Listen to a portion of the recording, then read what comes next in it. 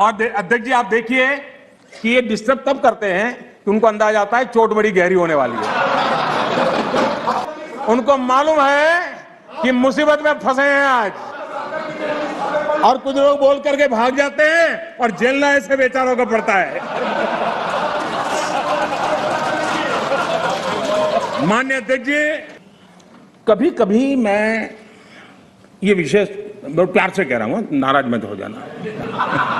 कभी कभी माननीय अध्यक्ष जी ये विचार आता है, उनके बयानों से, उनके कार्यक्रमों से, उनके कर्तृत्व से, जिस प्रकार से आप बोलते हैं, जिस प्रकार से मुद्दों से जुड़ते हैं, ऐसा लगता है कि आपने मन बना लिया है कि 100 साल तक सत्ता में नहीं आना है। अबे ओ दिवाली की फुलझड़ी, कोई ऐसा नहीं करता जी। थोड़ी सी भी आशा होती, थोड़ा सा भी लगता हाँ यार देश की जनता फिर से फुलहार करेगी, तो ऐसा नहीं करते जी। और इसलिए खैर अब आपने ही तय कर लिया है 100 साल के लिए, तो फिर मैंने भी तैयारी कर ली है। सरकार का अंत विरोध करने की जिनको आदत लग गई है, सुबह सुबह शुरू हो जाते हैं। और यहां मैंने देखा हमारे अधीर रंजन जी कह रहे थे क्या रखा है, मोदी मोदी मोदी मोदी करते रहते हो, है यही कर रहे थे। हाँ, सब लोग मोदी मोदी मोदी बोल रहे हैं, आप क्यों बोल रहे हैं?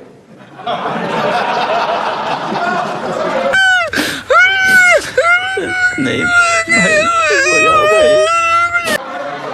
सुबह सुबह होते ही शुरू हो जाते हैं। एक पल आप लोग एक पल मोदी के बिना नहीं बिता सकते।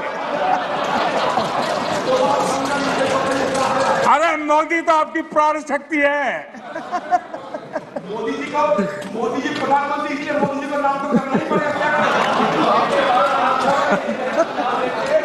माननीय सदस्य प्लीज, माननीय आप समझाएंगे, आप पूरा सुनो, सब समझाएंगे। गजब बेइज्जती है।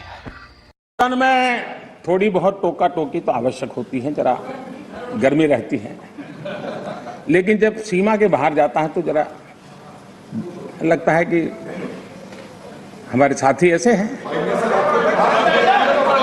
माननीय अध्यक्ष जी, उनकी पार्टी के एक एमपी ने चर्चा की शुरुआत की थी और यहां से कुछ छोटा मोटा नोकझोंक चल रहा था कि हमारे मंत्री प्रहलाद जी पीछे गए, सबको रोका और वहां से चैलेंज आई कि अगर हमें रोकोगे तो तुम्हारे नेता का ये हाल करेंगे। क्या इसी का ये हो रहा है क्या? माननीय अध्यक्ष जी, माननीय अध्यक्ष जी, आपको अब हर एक को अपना सीआर सुधारने की कोशिश तो करनी चाहिए, और मैं मानता हूं जितना किया है उससे आपका सीआर ठीक हो गया है। जिन लोगों को रजिस्टर करना है, आपके इस पराक्रम को कर लिया है जी, ज्यादा क्यों कर रहे हो? सही पकड़े हैं। इस सत्र में तो कोई आपको नहीं निकालेगा, विश्वास करो। इस सत्र में आपको कोई निकालने का नहीं, मैं आपको गारंटी देता हूं।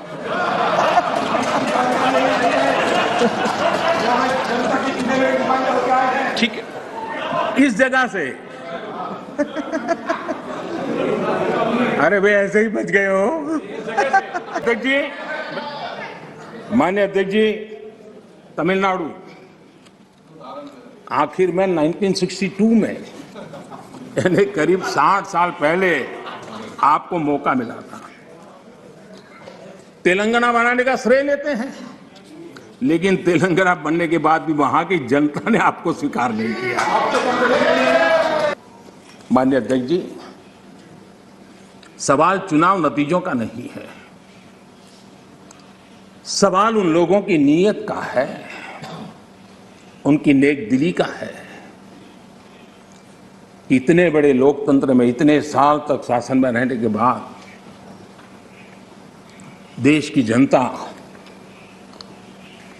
हमेशा हमेशा के लिए उनको क्यों नकार रही है, और जहां भी ठीक से लोगों ने राह पकड़ ली, दोबारा आपको प्रवेश करने नहीं दिया है।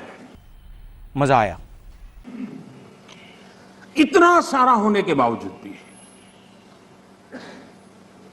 हम तो एक चुनाव हार जाए ना, महीनों तक न जाने इकोसिस्टम क्या क्या करती है। इतना सारा पराजय होने के बावजूद भी न आपका अहंकार जाता है, न आपकी इकोसिस्टम आपके अहंकार को जाने देती है।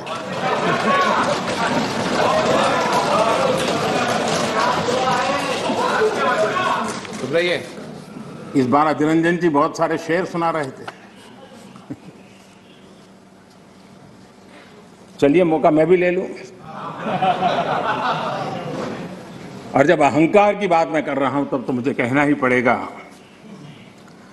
वो जब दिन को रात कहें तो तुरंत मान जाओ, वो जब दिन को रात कहें तो तुरंत मान जाओ, नहीं मानोगे तो वो दिन में नकाब ओढ़ लेंगे।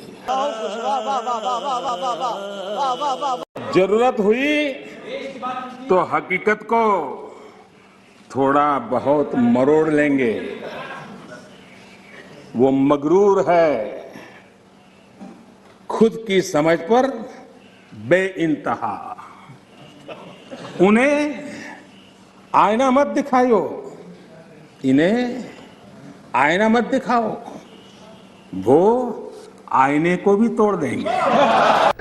मैं मोदी साहब से गुजारिश करता हूँ, मैं राजनाथ सिंह से गुजारिश करता हूँ, मैं समित पात्रा से गुजारिश करता